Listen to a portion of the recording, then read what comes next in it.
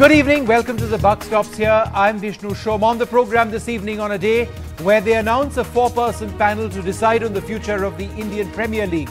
We are joined by the chairman of the IPL, Rajiv Shukla. The question is this: if Indian cricket has to be cleaned up, should the same coterie of sports administrators with political links be a part of the process of change? We are not going to go soft on anyone. Whatever Justice Lodha has recommended, that will be implemented. This is what we are saying. We are not going to question his judgment. We are not going to, challenge his judgment. We have accepted that judgment in toto and we are going to implement it. Also coming up, the monsoon session of Parliament kicks off tomorrow. Is the Congress in fact isolated, with several opposition leaders deciding not to insist on the resignations of BJP ministers? From the government side, no minister of the government of India has done anything illegal or anything immoral. जो लोग Lalit gate में involve हैं और जो व्यापन में involve हैं, उन पर कार्रवाई करनी चाहिए. This entrenched disagreement threatens to derail Parliament. During two preparatory meetings for the monsoon session starting on Wednesday, members of 29 parties either wanted Prime Minister to sack External Affairs Minister Sushma Swaraj, Madhya Pradesh Chief Minister Shivraj Chouhan and Rajasthan Chief Minister Vasundhara Raje to let the houses run, or were saying no. The government stood firm behind its leaders.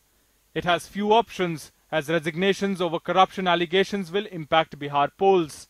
As a few opposition parties are against targeting Sushma Swaraj, the government played a fresh card. And the Honourable Minister for External Affairs has volunteered that she would come and would like to speak on the subject which is being raised, the wrong interpretations which are being given. The government hopes some opponents will abandon the Congress if the External Affairs Minister makes a statement, while getting ready to block a discussion on the charges against two of its chief ministers. हम हर विषय पर अपनी बात रखने के लिए तैयार हैं, लेकिन अगर विषय असंदर्भित हो और सदन के प्रक्रिया के बाहर हो, तो फिर हमें इसका दायरा बढ़ा करके सभी जो देश भर में अन्य राज्यों में भी स्कैम है उसकी भी चर्चा करनी पड़ेगी, जो न्यायोचित प्रतीत नहीं होता है. The BJP even reached out to its allies, the Prime Minister calling a meeting of NDA constituents for the first time in 14 months, something the allies didn't let pass without comment. तो बहुमत जब आता है तो लगता है कि और किसी की जरूरत नहीं होती है, लेकिन जरूरत होती है. जम्मू कश्मीर में जरूरत लगी आपको मुफ्ती मोहम्मद सईद साहब की. आज भी महाराष्ट्र में शिवसेना के साथ सरकार चला रहे हो. एनडीए को आप अगर कमज़ोर करोगे तो अपने आप भारतीय जनता पार्टी भी कमज़ोर होगी. एनडीए की बैठक नियमित रूप से अगर हो तो उससे कई तरह की आशंकाएं जो लोगों के मन में आती रहती है, उसकी गुंजाइश नहीं बनती और फिर बेहतर समन्वय होता. Apprehensive friends and aggressive foes are making the government nervous. The land bill is virtually out of the session's agenda. The Prime Minister appealed for support, but the joint committee scrutinizing the bill, led by a BJP man, asked for time. With Rahul Shrivastava in Delhi, Rohit Rajan for NDTV. So what are we looking at? Another stalled session of Parliament? Will anything really happen? Or does the BJP actually have an ace up its sleeve in terms of having appealed to the opposition? Joining us now for more on this, Nalin Kohli, spokesperson of the BJP, Veerappa Moily, Lok Sabha MP of the Congress Party, Pawan Verma, Rajya Sabha MP of the JDU, Arvind Sawant, Lok Sabha MP of the Shiv Sena, and the senior journalist and editor Ashok Malik with me as well. Mr. Moily, let me come to you first. The BJP has made it absolutely clear that there is no question of any leader resigning. How do you react to that? Of course, they will have their stand, but they will suffer for that. Ultimately, the scams are very serious. For example, the Vapam scam, it is not confined only to Madhya Pradesh. Of course, it is, it's also called the Mafia Pradesh.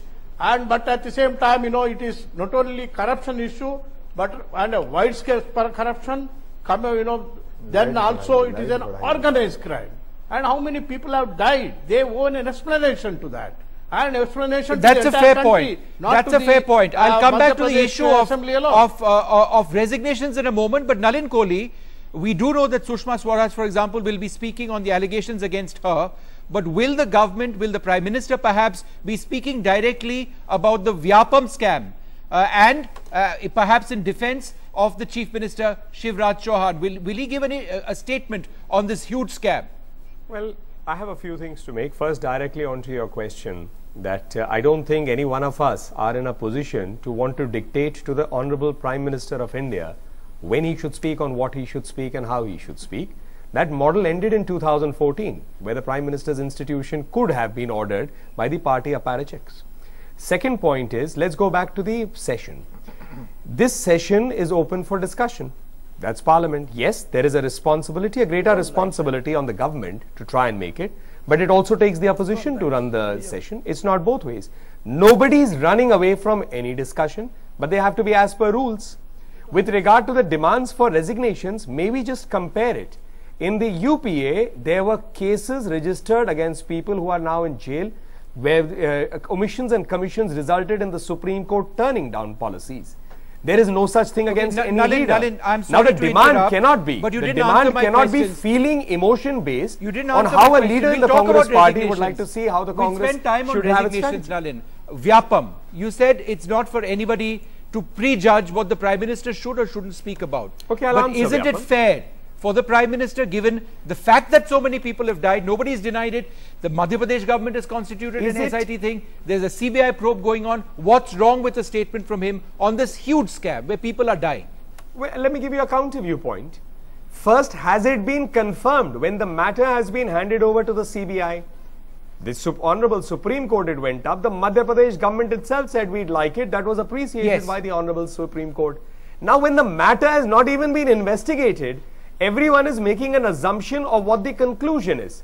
At least I have not seen that happen in law in my limited experience. Now that Mr. Moli is a former law minister, unless he sees law like that, that would be new for me too. Mr. Moily, would you like to quickly come in on this before I bring in my other panelists? That even when it comes to Vyapam, what Nalin seems to suggest is, with the CBI investigation now taking place, there is nothing that the BJP isn't necessarily meant to deal or refer to this issue in Parliament in any substantive form. No, it can be referred in Parliament. Just as a clarification, as per rules, any discussion can take place. You know very well, the CBI has of course taken over the investigation now.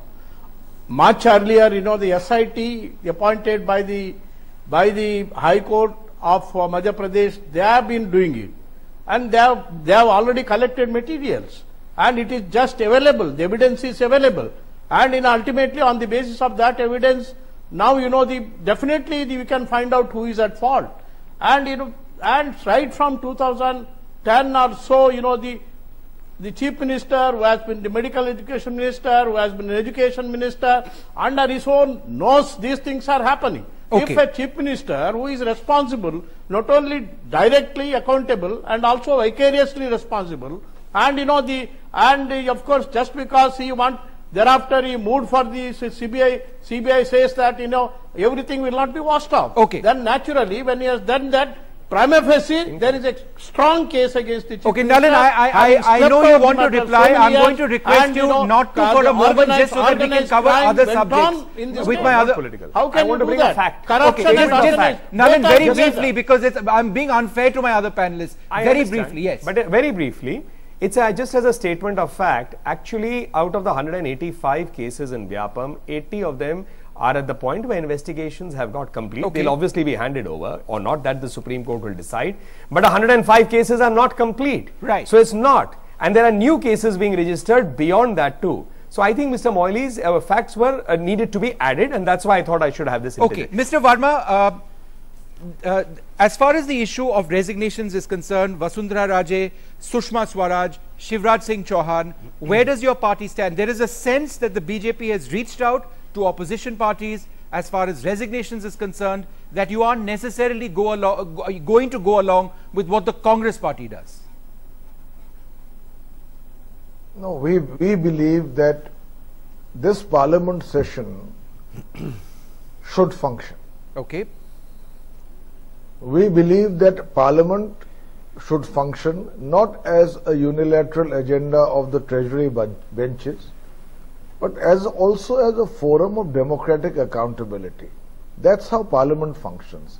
And if you accept that premise, then the opposition can have issues which it considers valid to raise.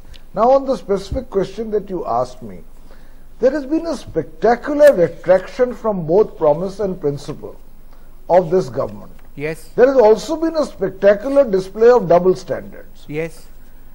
A government which came in on the promise of providing a corruption-free administration is literally surrounded by scams and scandals, not only at the center but in states which are ruled by the ruling party. The Prime Minister's silence on this subject is against the ethical functioning of any democracy, because the head of government must speak, especially where it's matters concerning his own party. So, Mr. Verma, if I can understand you right, you want the Prime Minister to address these issues, but you will not call for any resignation. I would like to do two things, and I'll end there quickly. First of all, the government is accountable and must answer. Secondly, I want to say to you, Vishnu, if there is one lesson the opposition, and I believe still inadequately, has learnt is, it's from the BJP. The BJP's leader of opposition on the floor of the House said that disruption of Parliament is a form of democracy like any other form. The leader of the House, Mr. Arun Jaitley, in Raj Sabha said in an interview in August 2012, he said disruption of Parliament is a valid instrument. We don't want to follow that practice. But for them to preach today to us, and let us not forget, I'm not defending them, but there were at least 2 ministers of the UPA government who resigned because of relentless pressure by the BJP, Mr. Ashwani Kumar and Mr. Pawan Kumar Bansal, against whom there were no charges proved. I get your Ashok. Ashwani Kumar was accused of impropriety. Yes. And in the case of Mr. Bansal, he was not even part of the CBI list of the accused. But they had to resign for Parliament to function. Ashok, why can't the BJP follow its own standards? Okay, fine. Why can't the BJP follow its own standards? That's what the JDU believes. On the other hand, the JDU is not going to be pushing for resignations. A lot of people a few weeks ago would have thought that that is the primary issue, given the fact that it's been reported in this manner and the charges are substantial. Do you believe, one way or the other, the fact that this resignation issue may not play out the way the Congress wants it to is a trump card as far as the BJP is concerned? We don't know yet. It all depends on how the Congress is going to push for a discussion on the Lalit Modi issue and to get Sushma Swaraj to reply. Yeah. Very early in the session. That is going to become a show of strength. It depends on how that plays out for the opposition, for the Congress and for the BJP. And only after that can we come to a conclusion as to the other issues such as Vyapam and so on. Because if that falls flat for the Congress, then I suppose it's a setback. If the Congress tastes blood there, then I suppose we'll go ahead with Vyapam as well. Also, I do think a sort of political freeze has set in till the Bihar election. Because the Bihar election is expected in October, November. And by political freeze, you're talking about the land bill and the fact that I think they're not going to push it. The Bihar elections have become a test of political strength. Yes. Whether one likes that or not, that's what's happened. And I expect the winter session will see either a stronger BJP or a stronger opposition, depending on. You don't see much progress happening in this session. Depending on the Bihar results. And I actually see a more productive winter session than a monsoon session, I'm afraid. 9 bills pending, 11 new bills likely to be introduced this time, but you don't see anything substantial. If you look at the GST constitutional amendment, which is the most important bill here, it needs a 2/3 majority in the Rajya Sabha for it to pass, which means 82 MPs out of 243 can block it. The Congress has 68. Yes. So with the AIADMK and the left, you reach 82 quite easily. So essentially, if the GST constitutional amendment passes or not, depends on the Congress. Okay. So we'll see where the Congress goes as far as that is concerned. From what we can understand, the Congress isn't in any mood to clear anything. Let me just go quickly across to Mr. Sawant of the Shiv Sena. Sir, let me ask you this, Mr. Sawant. It's difficult to imagine that you have a political affiliation and alliance with the BJP at all in Maharashtra. If you look at the language which is emerging in the politics of Maharashtra on a daily basis, your party is criticizing the BJP. You have now at the center taunted the BJP over most recently Pakistani flags flying in Jammu and Kashmir. You have said that the euphoria of the BJP coming into power has died down. Now it's like any other government. What is the essential message, Mr. Sawant, that the Shiv Sena is trying to send? First thing, you must understand that the Shiv Sena is an independent party. It has an alliance. It is the oldest ally of BJP. since 1984 we are in alliance with BJP, and the stand of the Shiv Sena on such issues regarding the Pakistan. You may recollect when during the regime of the Honorable Prime Minister Vajpayee, when Samjhauta Express was introduced, I think Mr. Balasaheb Thackeray that time also has criticized very vehemently that not to do that, and that stand still continues today also. What we feel that the nationalism should be given importance, and therefore the alliance which was for 30 years should not have been forgotten. During the last 14 months when we came in power, I mean the elections were conducted in alliance. The Lok Sabha election we jointly fought, won the election, and after no, but Mr. Sawant, bottom line, are you creating an atmosphere ahead of the municipal elections in Maharashtra to break your alliance with with the BJP? Kindly do not mix up the issues. No, please for God's sake, don't mix up the issues with any other thing. The issue is important. Not the pre-election.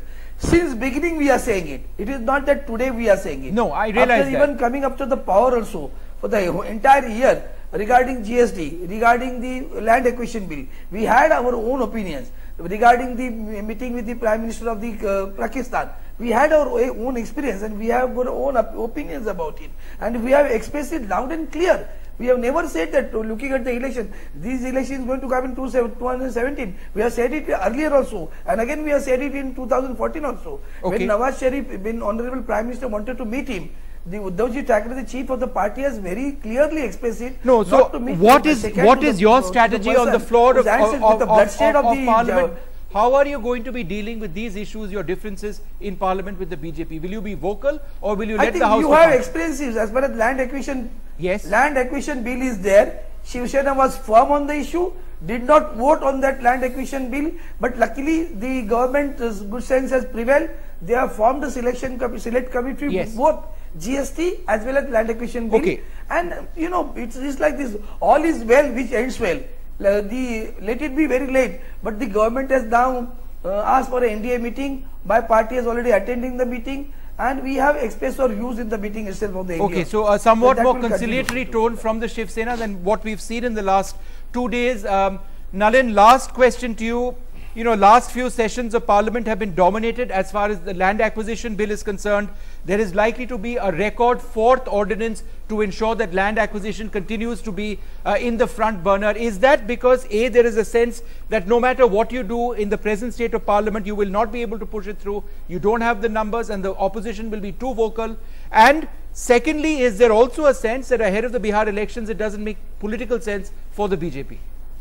Well, I won't prejudge or pass a comment on what might happen. That's really the prerogative of Parliament. 2, I wouldn't be completely negative either. I think the Congress, BJP, others, despite our political differences, despite the problems that have been from time to time, have passed a record number of bills over the last sessions. So let's not forget that. And that it has to be acknowledged where it's due. With regard to the allegations, I think political parties are in their rights to want to make allegations. But how much is the substance will determine what the course of action is. And on that point, just to point out that Pawan Verma ji was talking about, very high, good principles that we all welcome and we talk about. But then he followed it up with political rhetoric. There's not a single case of corruption from the central government. So therefore, just to fire blanks in the air is not going to be the method on which the NDA or the BJP will respond. Where there is substance, we can certainly have a discussion, and that's the forum of Parliament it's available. Or whether the clean image of this government which you've enjoyed is perhaps disappearing one way or the other. We'll see what happens in Parliament, but for citizens across the country, the bottom line is this: politics aside, can work be done, can bills be passed, can laws be made, or are we going to look at yet another session of Parliament where everybody is screaming?